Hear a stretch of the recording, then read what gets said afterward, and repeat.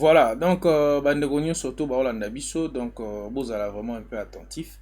Toujours expliquer bino, nengenini, yako, kokende, ko accéder. Pour ozo passe na yo, pour accéder directement, na concert où yo zala, en direct, na chaîne na Rockstar. Et là, liboso koti d'abord na chaîne ya les padres. Après avoir kokota na chaîne ya les padres, ok, côté ba communauté. Koti na communauté directement, okomona na kati ya communauté, okomona ba poste au Firigola Salaki. Il y a cela 3 jours, Firigola Salaki poste ya concert au Evozala na Rockstar Television. Omoni wana bomoni tozana lien o eza sélectionné na se wana, eza ye moko. Donc yo oko cliquer na lien wana. Après avoir cliqué na lien wana et ko mema mbala moko côté nini oyo oko somba pass access na yo. Et là kisi yo tant que cliquer na lien wana memi na page oyo ya somba access na yo pass. Date yango wana le 19 prix 75 rand ou est équivalent à 5 dollars américains, topé 4 dollars en 4 euros. Donc au cliquer na buy, cliquer na buy wana et même si au côté nini au sala au enregistrement na yo. So koza na adresse email na yo directement commis adresse email on est na commis globalité info24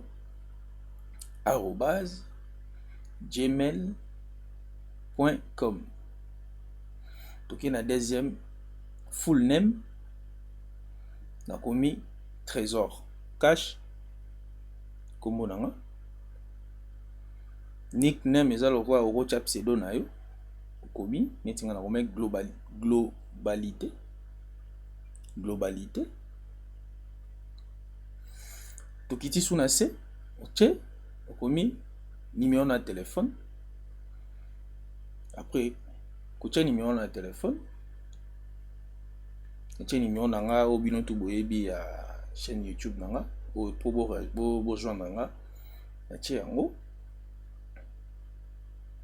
Après tokiti na country pays ozali ngazara na Russie, capitale Moscou, na komi Moscou, allez na komi mot de passe. Il faut faire très attention ici. Mot de passe oyo il faut okanga yango na full name na yo yango nim te pesa accès pour ba rotindelo message na email o chekuna.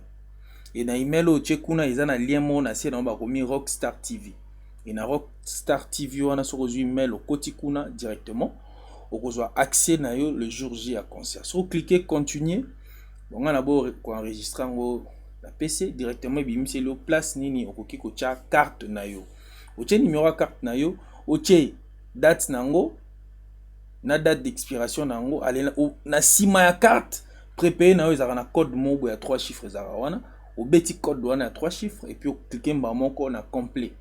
Tango cliquer mbamoko na complet et tindi mbamoko message romona mbamoko message ekoyela yo na ekoyela mbamoko na mail na yo et na mail na yo ne ko retrouver directement na kati ya mail wana au mona lien to expliquer qu'on a ba vidéo na biso mususu. Check.